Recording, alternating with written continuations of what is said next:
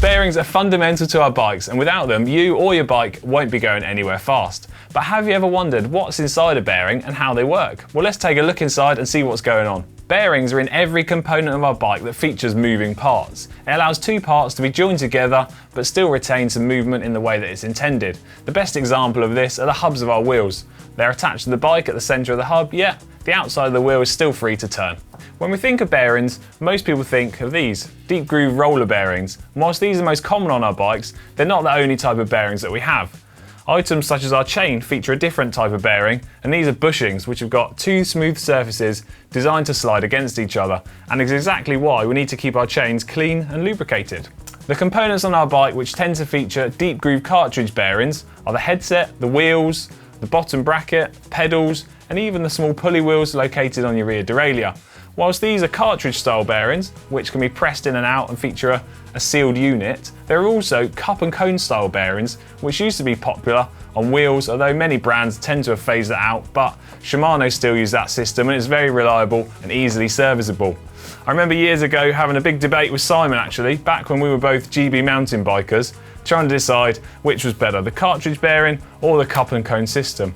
Well, and it turns out the cartridge bearing kind of won that over, seeing as that's most common today. Some dual pivot rim brake calipers feature another type of bearing, and these are deep groove roller bearings. And these, instead of cartridge bearings like this, which have ball bearings inside, have small cylindrical rollers, which is the main difference between them really. Okay, so we know which parts use cartridge type bearings, but let's take a look inside and see what's going on. Luckily, this is a bearing which I've already cut the outer race on, so we can take this one apart and see all the different components inside.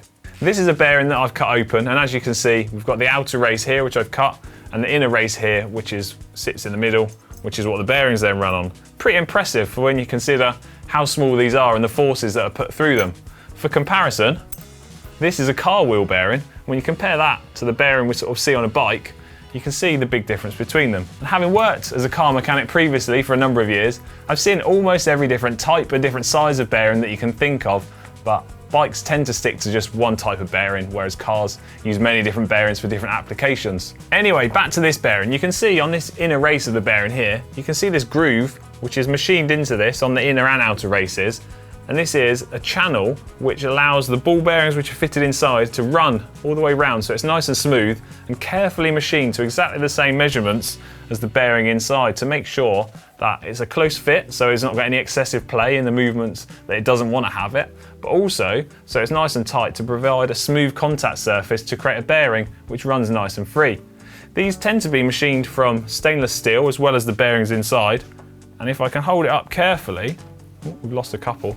You can see the bearings here are fitted into this sort of small metal cage which acts as a guide to keep the bearings separated to spread the load evenly amongst the bearing. So we know the different components within the bearing, but how do they sort of react against each other? Well, this is an individual ball bearing, and if you imagine my finger being the outer race and my thumb being the inner race of the bearing, as one of them moves, the ball bearings inside rotate round and each race touches it in an opposing direction. And if you replace this with a bearing, you can do exactly the same movement, apart from this is happening in a cylindrical motion all the way around the bearing. And that's the basic principles of how it works.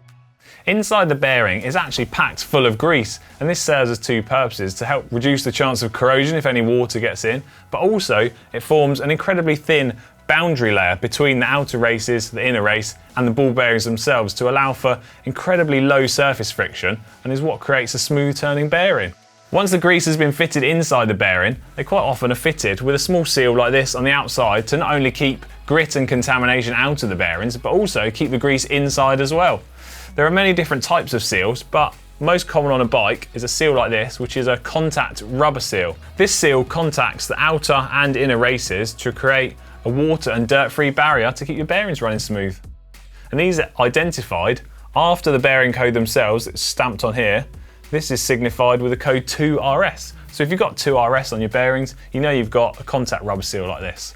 As well as the seal, you can use different types of grease within the bearings, and this is just a sort of bio general purpose bike grease, but there are lots of different types of greases out there. You can use incredibly thick greases which are going to provide fantastic protection against corrosion and resistance to water damage and such like, but that will increase the friction inside the bearings. So Alternatively, you can use a thinner grease, which is going to have the opposite effect. So it won't stay in place quite so well, but it will be ultra low friction and your bearings might spin a little bit faster.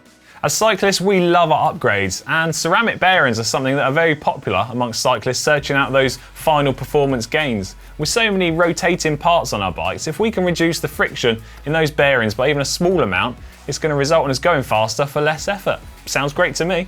But what exactly is a ceramic bearing? Well, ceramic bearings come in two different types. First off, you've got hybrid ceramic bearings, which feature steel outer and inner races just as a traditional bearing, but the ball bearings inside are actually made from ceramic silicon nitride material, which is 30% tougher than stainless steel, which is pretty impressive if you ask me. And this surface is going to be able to be super smooth and much rounder than traditional ball bearings to reduce friction even further. I mean, who doesn't want that? Full ceramic bearings are the real deal super fast bearings which seem to just spin forever.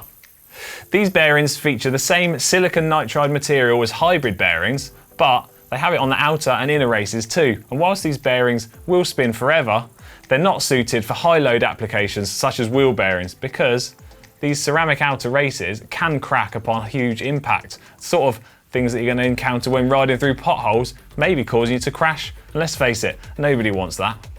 It's still spinning too. Ceramic bearings do carry a bit of a premium for their superior properties though, and it's something to consider if deciding they're the right bearings for you. As well as that, a fair chunk of their performance benefits do come from ultra low friction seals, which evidently are not so great at keeping contaminants out of the bearing, and as such, these bearings will require an extra little bit of maintenance compared to your bog standard normal bearings. So again, just keep that in mind when deciding which bearings are right for you. Something else to consider when choosing the bearings for your bike is actually the ABEC rating. An ABEC rating stands for Annular Bearing Engineering Committee. It sounds pretty thrilling, and I bet they have a barrel of laughs at their meetings. But jokes aside, it's an industry standard that refers to the tolerances that the bearings are made, rated ABEC 1, 3, 5, 7 and 9, with 1 being the least precise bearing, although it doesn't mean it's rubbish, and 9 being a bearing that's made to the tightest of tolerances, suitable for all sorts of high-speed applications. That said, the ABEC rating fails to take in lots of other factors that affect a bearing's performance, such as its load capability, the materials it's made from, the type of seals it has, as well as the lubricant inside. So that said, the ABEC rating isn't the be-all and end-all, because you could have an ABEC 3 bearing, which is a bit of a mid-range bearing, that could outperform a highly rated ABEC 9. So it's something to consider, but take it with a pinch of salt. A simple rule to follow is just to buy bearings with a branded name and you can't go too far wrong. If you want the ultimate speed and ultra low friction in your bearings, there are a couple of tricks which pro mechanics have been rumoured to do, and that is where they remove the seals completely from the bearings, take out all of the grease and refit a thin bit of oil, and that's going to be great for a couple of days riding in the sun or racing.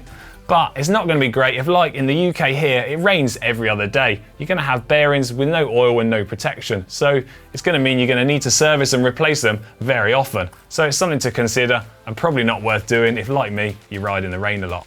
So you know all about the bearings on your bike, but how do you know which size bearings you actually need? And it's quite a simple process really, and you've got 3 options. First option, most bearings have the code stamped onto the rubber seal or on the outside. So if you've got the old bearings, clean them out and have a look at those.